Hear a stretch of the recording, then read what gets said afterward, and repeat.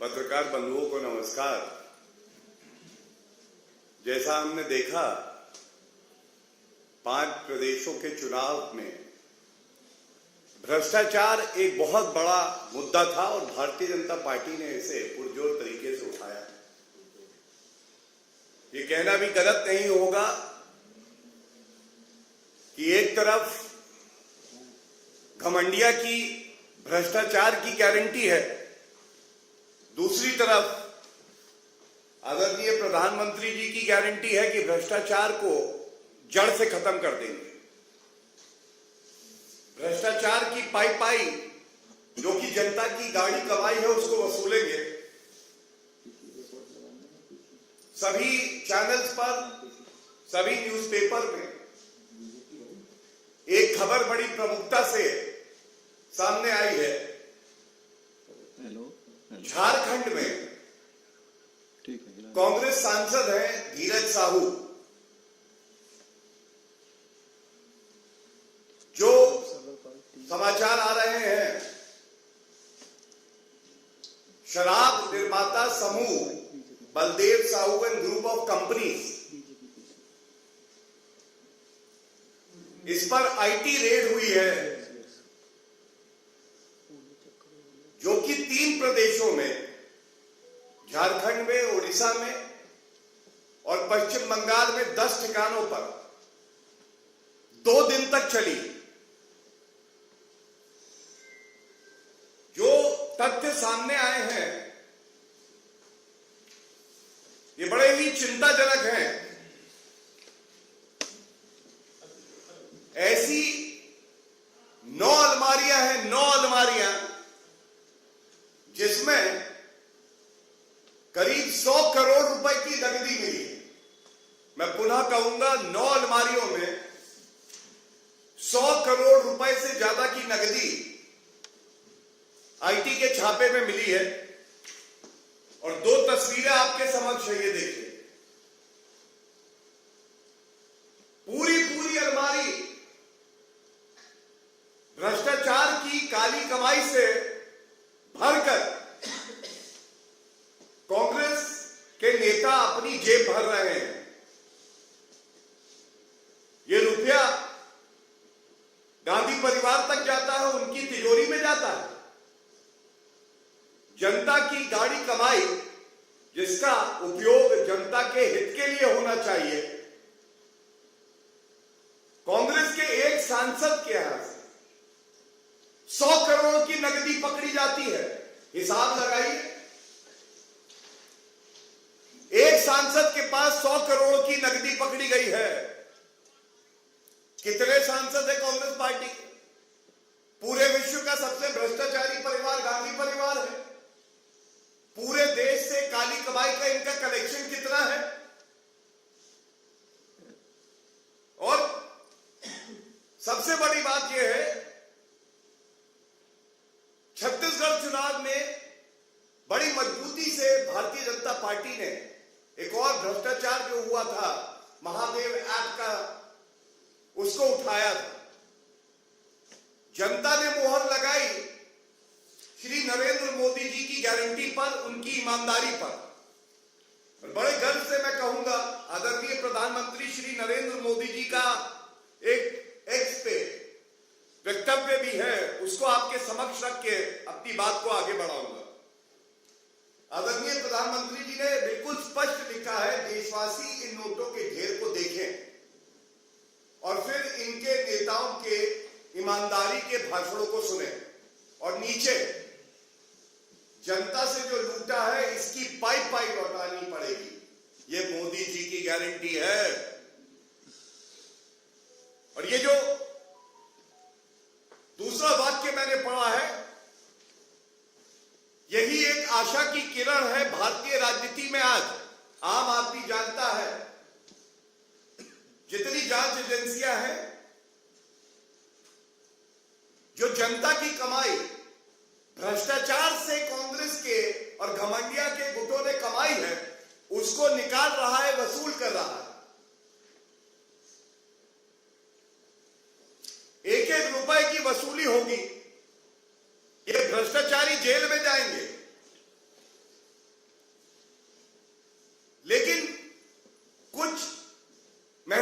सवाल यहां से उठाना अति आवश्यक है। जैसा मैंने कहा, मोदी जी की गारंटी है कि भ्रष्टाचार हो नहीं सकता है, और साथ में जिसने भ्रष्टाचार किया है उसको जेल की सलाखों के पीछे सड़ना होगा। दूसरा, पाई पाई जो आपने भ्रष्टाचार करके जनता को लूटा है उसकी भरपाई करनी होगी। लेकिन इसके साथ एक और सवाल जो मन में आता है, और ये जनता का सवाल है, ये जो घमंडिया इंडी अलायंस, ये दीमक की तरह हमारे देश को, हमारी देश की अर्थव्यवस्था को, हमारे समाज को, हमारे नागरिक के अधिकारों को क्यों खा रहा है? क्यों कांग्रेस पार्टी, पापी आप, टीएमसी, ये सारी पार्टियां आज भ्रष्टाचार का पर्याय बन गई हैं, लूट खसोट का, कमीशन खोरी का। और सबसे बड़ी बात है इसमें, सोनिया गांधी जी चुप, खड़गे जी साइलेंट, राहुल गांधी याददाश्त चली गई। कौन है धीरज साहू? जब उनकी तिजोरी भरी जाती है इस भ्रष्टाचारी करनी है, लेकिन आज जब जनता पूछ रही है, ये 100 करोड़ रुपया 9 अलमारियों में निकलता है। हिम्मत है राहुल गांधी की, खड़गे जी की, कि बाहर आए। हेमंत सोरेन जी, गठबंधन की सरकार है, गठबंधन कहे या ठगबंधन कहे, इतना बड़ा भ्रष्टाचार आपकी स्वीकृति के बिना नहीं हो सकता है। और ये फिर से शराब घोटाला है। हम सब जानते हैं संविधान में जो रूपरेखा दी गई है, एक्साइज, ये प्रदेश की सरकार का एक विषय है। आपने क्या कार्रवाई करी है? आप चुप क्यों है? क्या आपका भी कट आता है इसमें? और हम मांग करते हैं, हेमंत सोरेन जी की नाक के नीचे एक के बाद एक घोटाले होते रहे हैं। ऐसे मुख्यमंत्री को अपने पद पर बने रहने का कोई हक नहीं है, इन्हें तुरंत इस्तीफा दे देना चाहिए। मनरेगा में 550 करोड़ का घोटाला झारखंड सरकार का, कोल एलोकेशन में घोटाला, इलीगल माइनिंग में 1500 करोड़ का घोटाला, रूरल डेवलपमेंट के जो फंड है उसमें 1500 करोड़ का घोटाला, लैंड स्कैम, जमीन को लेकर 3000 करोड़ का घोटाला, शराब घोटाला 1500 करोड़ का। ये बात भारतीय जनता पार्टी ने उठाई और आप इंतजार कर रहे थे कि पहले जांच एजेंसी रेड मारे, और जब रेड मारेगी तो अभी सब निकल आएंगे बाहर। राजनीतिक द्वेष से हो गया, हमें टारगेट किया जा रहा है। जी नहीं जी, कानून अपना काम कर रहा है और आपको बता रहा है कि कानून की ताकत क्या है, लोकतंत्र में आम आदमी की ताकत क्या है। यह बात स्पष्ट हो गई। और जैसा मैंने कहा, घमंडिया की, इंडी अलायंस की एक ही गारंटी, भ्रष्टाचार, कमीशनखोरी, लूट खसोट और दलाली। मैं आपको कुछ उदाहरण देता हूं। मैंने आपको बताया किस तरह से अभी अक्टूबर माह में बेंगलुरु में कांग्रेस के रिश्तेदार के यहां से 42 करोड़ रुपया नकदी मिली। पिछले वर्ष जुलाई की बात करें, पार्था चैटर्जी याद करिए, मंत्री थे ममता बनर्जी की सरकार में, 50 करोड़ रुपए की नकदी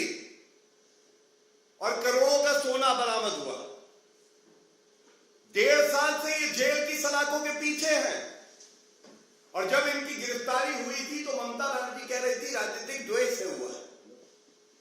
1.5 साल हो गया, बेल नहीं दी न्यायालय ने। पापी आप, कट्टर बेईमान अरविंद केजरीवाल, इनका तो आधा मंत्री परिषद जो है वो इस्तीफा दे के या बिना इस्तीफा दिए जेल की सलाखों के पीछे रहता है। लेकिन याद करिए, सत्येंद्र जैन ये कट्टर ईमानदार हैं।